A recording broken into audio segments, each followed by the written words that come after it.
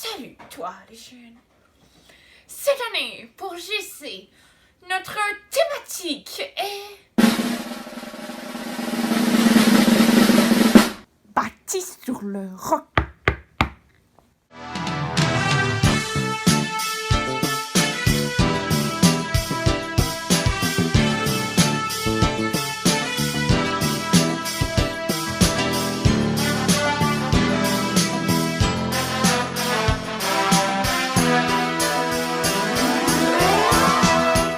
Allô à toi qui regarde cette émission, bienvenue, je suis tellement contente de t'avoir avec nous, ça va être une super émission. Dans cette émission, on t'apprend à bâtir ta foi en Jésus, un bloc à la fois.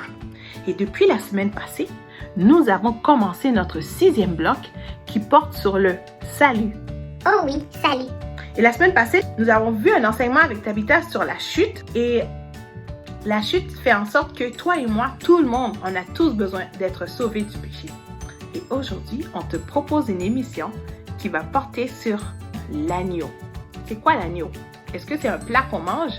Est-ce que c'est un type de chocolat qu'on peut avoir? Non, vous allez voir, c'est bien plus. Donc, sans plus tarder, je te laisse avec Tabitha qui va t'en dire plus. Coucou les jeunes! Aujourd'hui, pour cette émission, j'ai un invité spécial. Cette personne, je la connais depuis que j'ai 8 ans. Puis aujourd'hui, elle avait vraiment envie d'être dans l'émission. Donc, je me suis dit, ok, cette personne peut être dans l'émission tant et aussi longtemps qu'elle joue le rôle d'acteur. Donc, cette personne est timide. Donc, je vous invite à l'applaudir en arrivant. Ça va la faire extrêmement plaisir. Donc, roulement de tambour pour mon invité, Dami. À vrai dire, Dami, c'est mon toutou. Il a survécu avec les années, mais il a perdu son nez, comme vous voyez juste ici. Donc, aujourd'hui, Dami va jouer le rôle d'un taureau, ou si vous voulez, un bouc. Puis là, je vous amène à réfléchir. C'est où dans la Bible qu'on nous parle de taureau ou de bouc? Est-ce qu'il y a des gens qui le savent? Ah, je pense que j'ai des bonnes réponses. Exactement.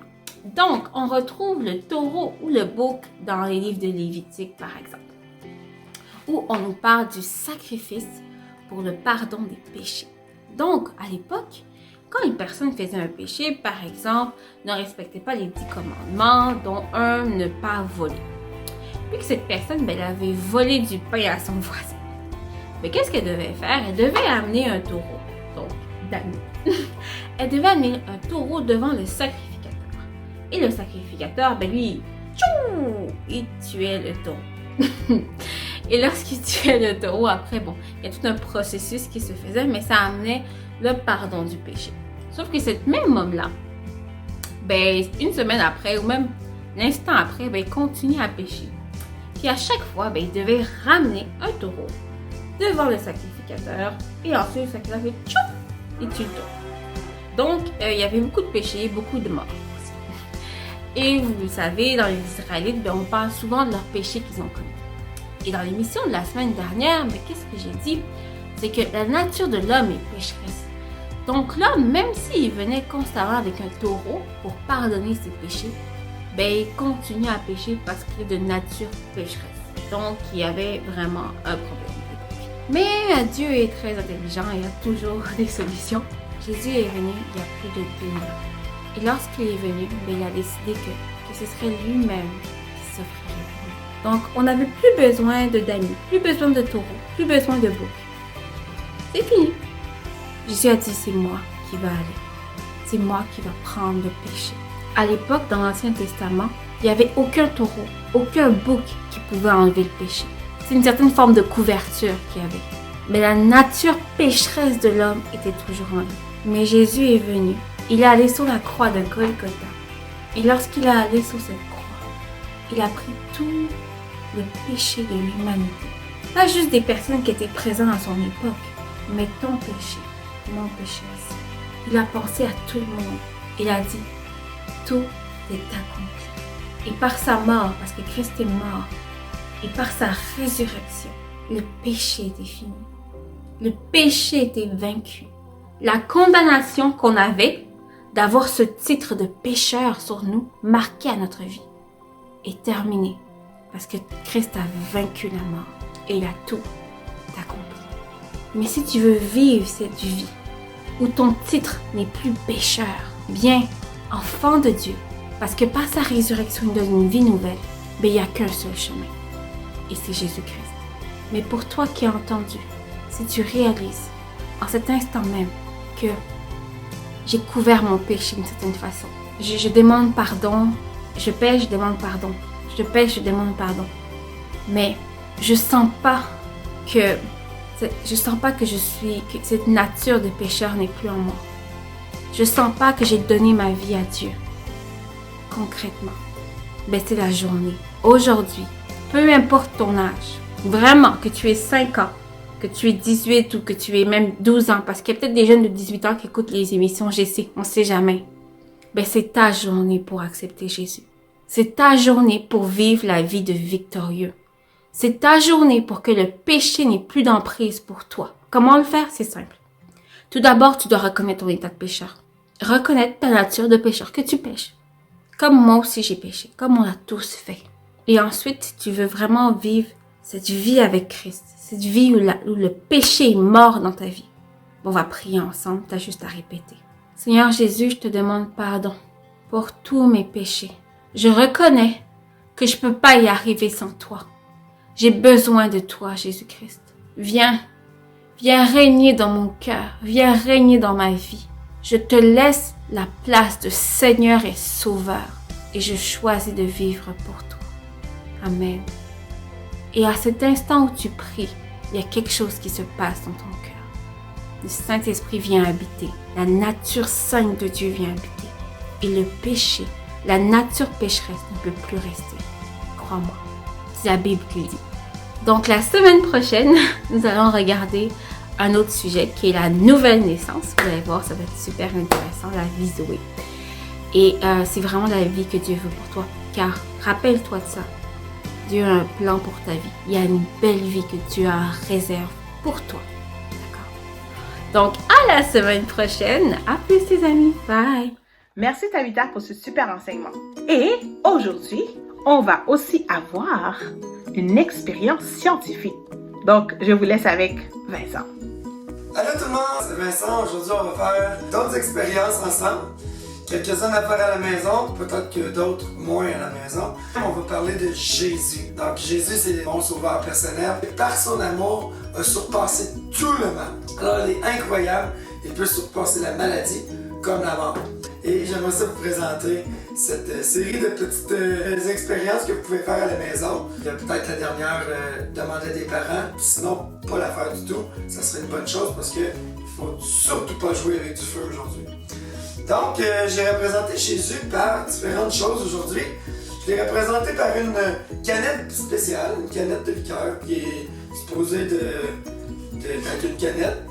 Mais le problème, c'est que je ne sais pas pourquoi, elle ne veut pas tomber. Plusieurs fois, Jésus, on essaie de le faire tomber par des mensonges, puis aussi par des tentations avec des paroles pour aller chercher. Puis toujours s'en est remis au Seigneur. Ça l'a aidé toujours à continuer puis à viser droit. Fait que peu importe si on lui tapait dessus, Jésus était toujours capable de résister à ces tentations-là.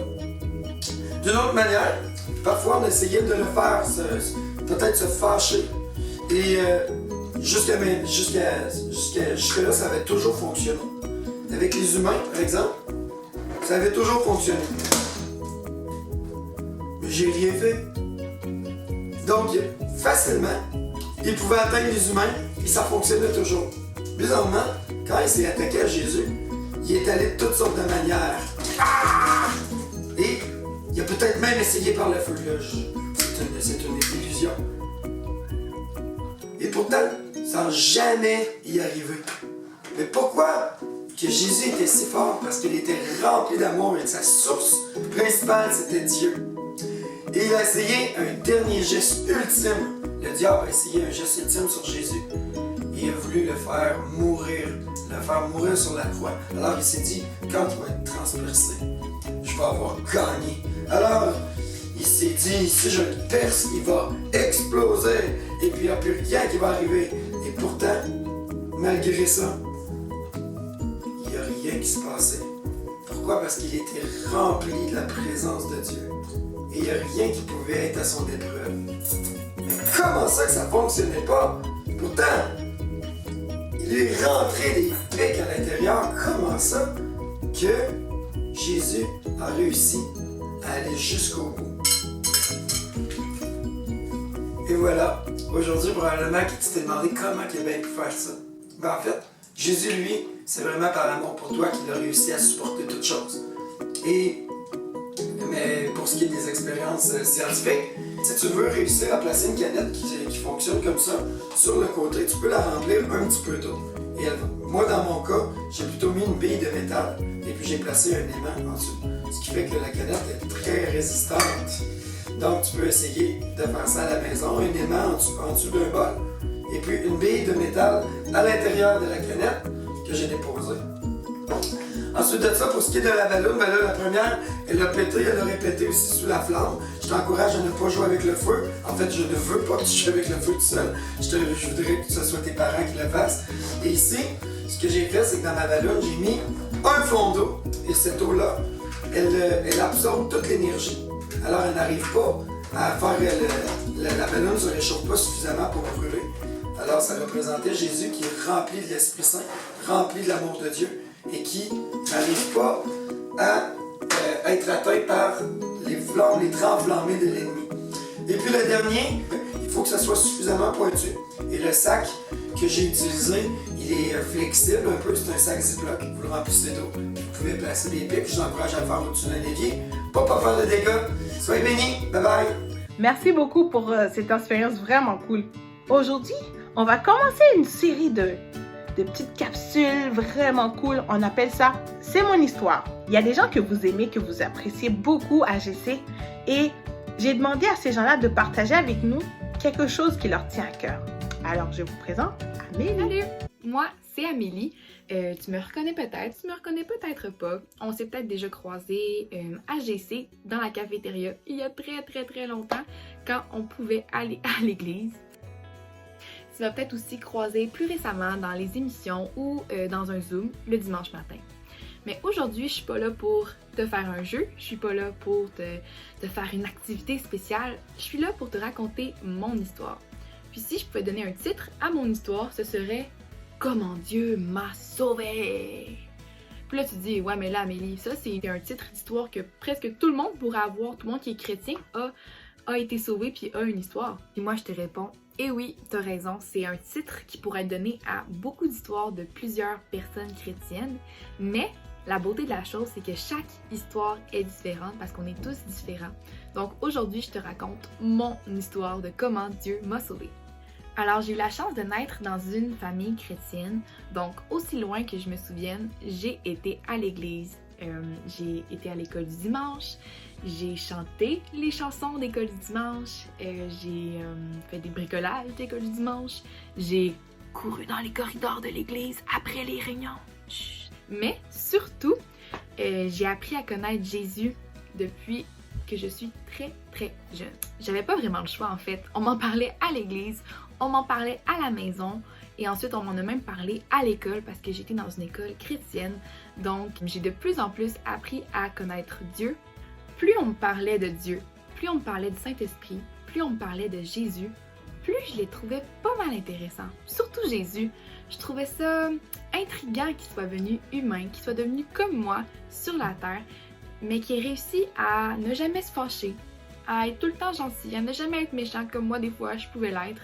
Et surtout, je trouvais ça vraiment intriguant de voir qu'il avait aimé tout le monde qu'il avait croisé, puis qu'il avait même choisi de mourir pour moi sur la croix. Je trouvais ça pas mal cool en fait. Alors, il y a un beau jour, je me suis dit, moi, Amélie, je veux être comme ce Jésus, je veux être cool comme lui. Je veux être comme ce Jésus incroyable, merveilleux, extraordinaire. Alors, j'ai essayé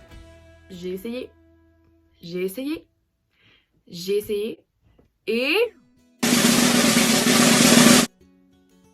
j'ai essayé. Malheureusement, je me suis rapidement rendu compte que c'était pas mal plus difficile que prévu. Mais quand j'étais plus petite, je savais pas trop pourquoi, puis c'est seulement plusieurs années plus tard que je me suis rendu compte que c'était difficile en fait parce que premièrement, mon cœur était rempli de péché, Deuxièmement, c'était difficile parce que j'essayais par mes propres forces au lieu de donner ma vie à Dieu et de le laisser changer mon cœur. Dieu voulait changer mon cœur, Dieu veut changer ton cœur, mais si on le laisse pas faire, il le fera pas, il nous obligera pas. Et c'est quand j'ai réalisé ça, que j'ai réalisé que j'y arriverais jamais par mes propres forces, que j'ai décidé de donner ma vie à Dieu. Alors, j'ai dit oui. J'ai dit oui Seigneur, je veux te faire confiance.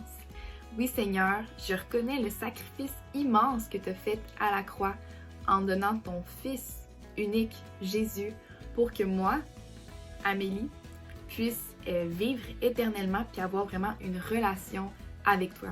Alors quand j'ai vraiment pris ça dans mon cœur, c'est à partir de ce moment-là que j'ai donné ma vie à Dieu. Et là, tu te demandes peut-être, est-ce que depuis ce jour-là, c'est plus facile de ressembler à Jésus? Des fois oui, des fois non. Il y a des hauts, il y a des bas, mais il y a une chose qui est différente que quand j'essayais par mes propres forces, c'est que je sais que Dieu prend soin de moi, puis qu'il me dirige, qu'il m'accompagne malgré mes erreurs. Alors voilà, c'est mon histoire de comment Dieu m'a sauvée. C'est la meilleure décision que tu peux faire de ta vie, de donner ta vie à Dieu. Parce que lui, il sait vraiment ce qui est le meilleur pour toi, puis il veut te donner le meilleur. Alors voilà, c'est mon histoire. Je sais que c'est pas l'histoire avec le plus de péripéties, c'est pas l'histoire avec la grande aventure, mais c'est peut-être une histoire qui ressemble à ton histoire. Et c'est seulement pour t'encourager à faire confiance à Dieu et à lui remettre le volant de ta vie. Donc voilà, je te laisse avec le reste de l'émission. Salut! Ça, c'était l'histoire d'Amélie, mais Dieu veut avoir une histoire avec toi aussi. En terminant, je vais te laisser avec quelques images qui vont te donner un peu faim. Naomi et Ophélie ont préparé une des recettes suggérées dans le livret dévotionnel. D'ailleurs, je t'encourage à continuer ton dévotionnel.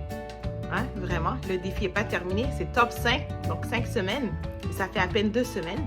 Elles ont préparé le roulé au fromage. Et ils ont fait une version aussi avec du chocolat qui avait l'air vraiment bon.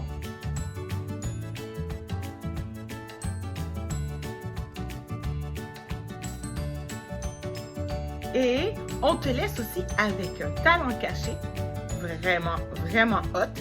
Vous l'avez déjà vu, mais ça fait longtemps, donc je vous le remets encore. Maxence qui joue à la batterie. Et vous allez le voir, il est vraiment bon. Donc j'espère que cette émission t'a plu. En tout cas, moi, ça m'a fait plaisir de t'avoir avec nous.